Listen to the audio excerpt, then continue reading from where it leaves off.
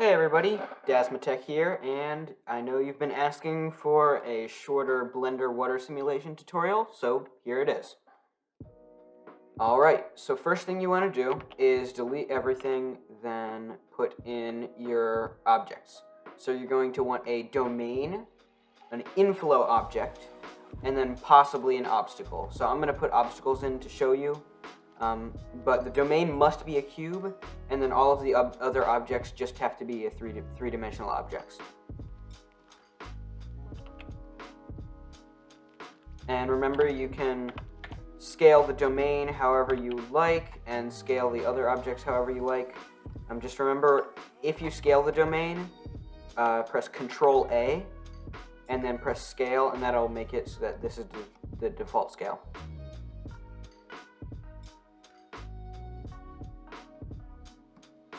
Alright, so I have all of my things set up, so now you want to click your domain, and if you want, you can rename them. And you can have as many inflow objects as you'd like, as many obstacles as you like. One domain. Alright, so now we want to click our domain, go to the Physics Properties tab, and then click Fluid. We're going to do this for every single one of the things in our fluid simulation.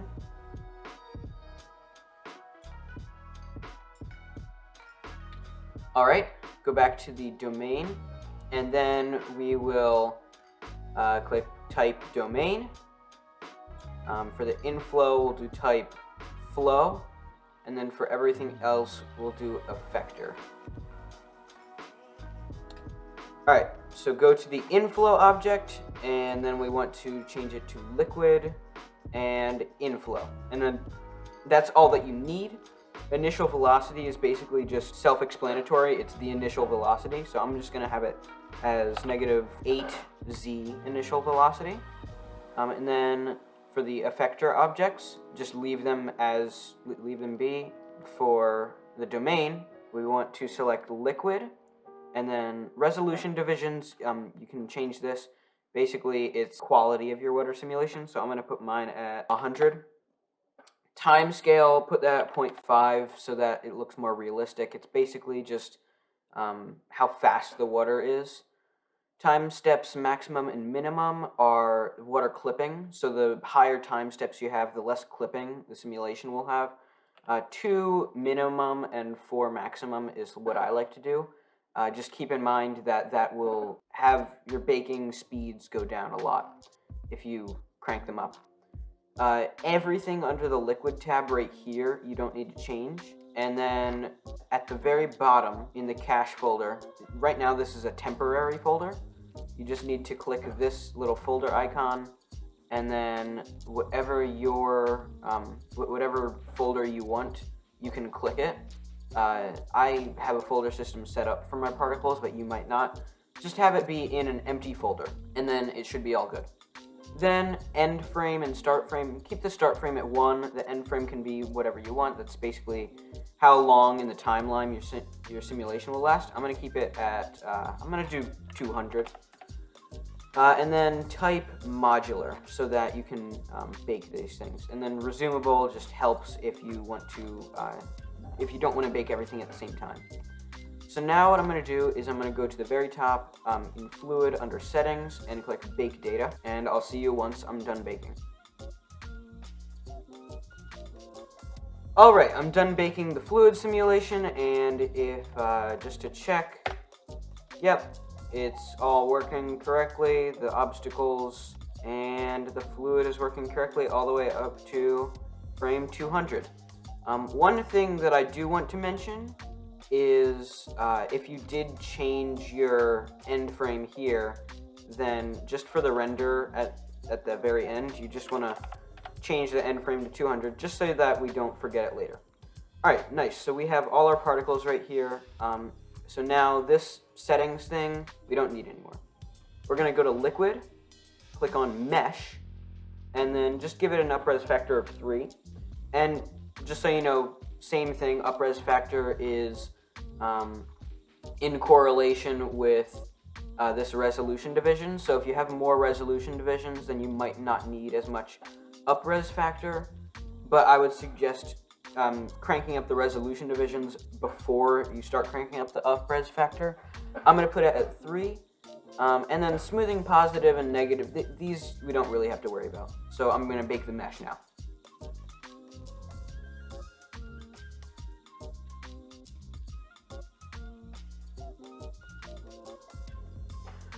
Alright, so we're done baking the mesh, and that means that we can also hide the inflow. So what we want to do is, this inflow object is just for the water simulation. So if you go up to this little filter up here and then click the little camera, you can unclick both the camera and that, which makes it not appear in rendered view. So then we can play our thing, and you can switch back to object mode now. All right, good. And then what I normally do is I shade smooth my water. I think I'm also going to do this for spheres as well. So that's pretty good. So now we can go back to the domain, and the actual water is your domain now, so keep that in mind. We can go to particles, click spray, foam, and bubbles, and this is optional if you don't want to do this. Keep the up-res factor at 1 unless you have like a really good CPU. Trust me, it gets pretty hectic for your GPU after a bit. So I'm gonna keep that at 1, and then everything else, just keep it as default. It doesn't really matter. Alright, so then press bake particles, and I'll see you once that's done.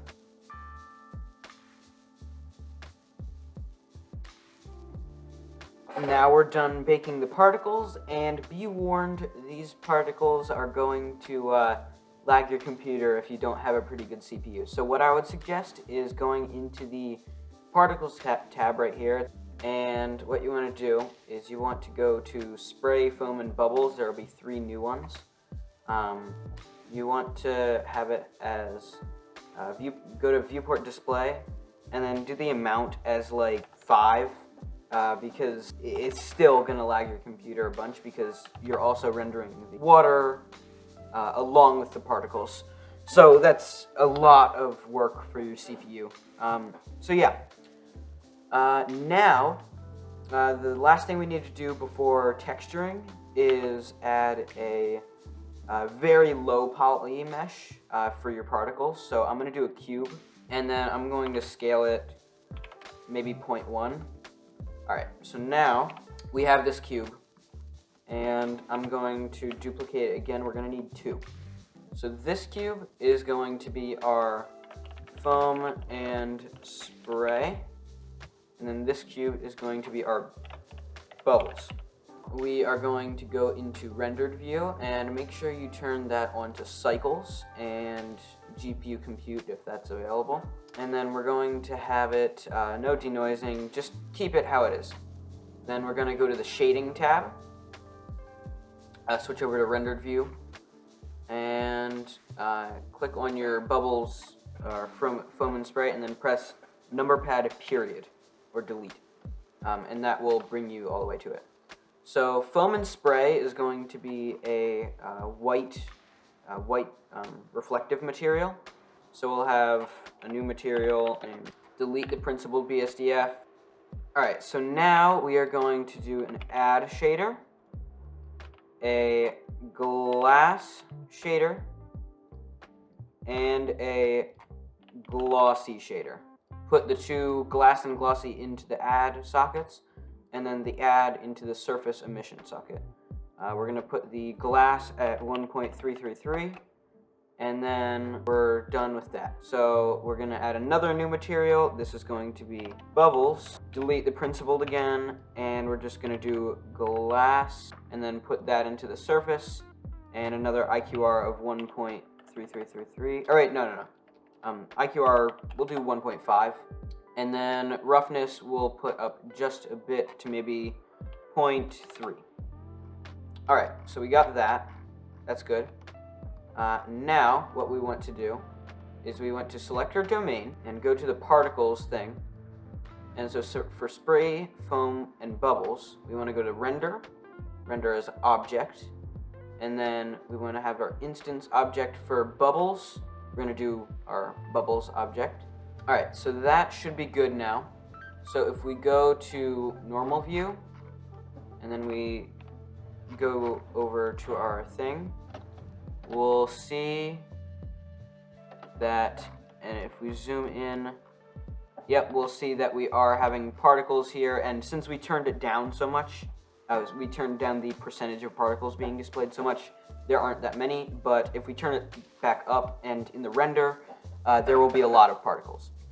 And now all we have to do is go to our shading tab again and make a new material for the water. So we're going to do new material. We'll call it water. And then delete this. We're going to do a glass shader. So we'll have it just be white or clear in this instance. And then the IOR is going to be 1.333. For these obstacles, whatever you want to do, I'm just going to do some diffuse. Alright, so now I have my obstacles textured and all that. All we have to do is export this render.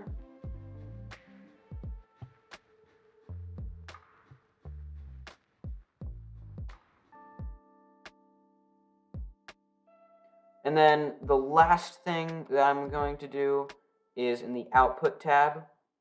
I'm going to keep it all at this, but I'm going to select a folder for the output, and then also adding a camera, and then just set up the camera however you want it. I'm just going to do this. Okay, so that's all good. Now I'm going to render the animation, and I'll see you guys once it's done. And after rendering all of the frames and putting them together in video format, here is what the final product looks like.